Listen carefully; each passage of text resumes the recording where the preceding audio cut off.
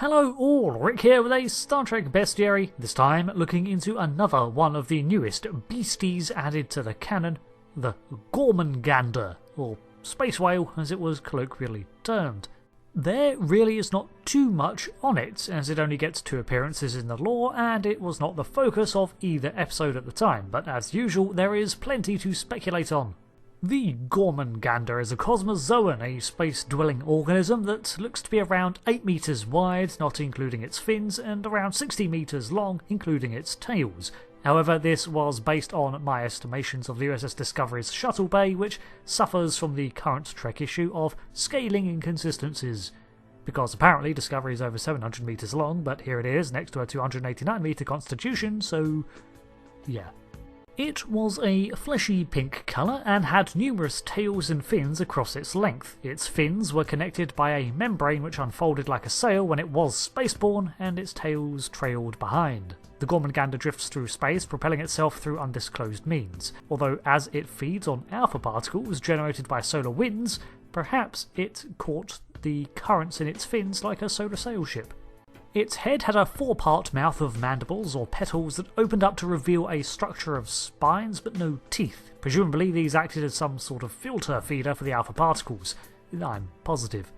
Alpha particles are produced by radioactive decay and consist of 2 protons and 2 neutrons, making them almost identical to helium atoms, and while they do not penetrate matter effectively in the same way as gamma wave radiation, they can still cause radiation poisoning if ingested. Of course, this has a completely alien physiology in order to survive in space, so apparently it's not an issue. I also can't figure out how alpha particles themselves can be used to generate any power, from what I understand, but I don't know radiation.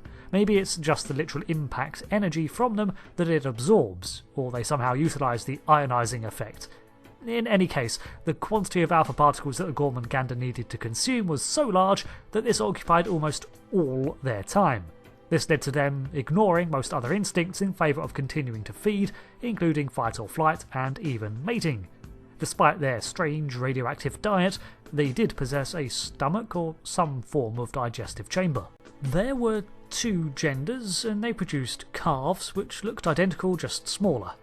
Thanks to their lack of interest in breeding, however, focused as they were on nourishment, they seldom reproduced and seemed to travel alone. Their meat also tasted rather good, leading to many hunting attempts as their numbers diminished.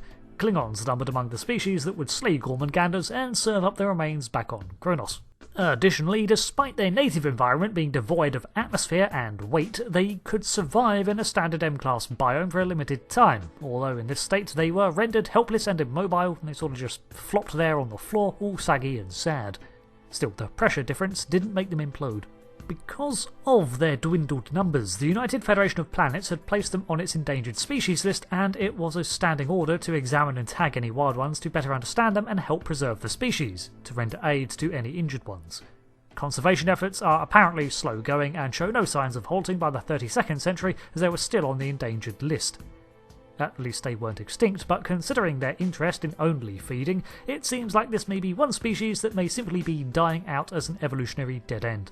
As for the name, well, it reminds me of Jormungandr, the Midgard serpent or world serpent of Norse mythology. It was the child of Loki and was large enough to encircle Midgard, biting its own tail. As with many things in Norse mythology, it had a prophesized place in Ragnarok when it will battle Thor and be killed by the storm god, but not before it fatally poisons the deity.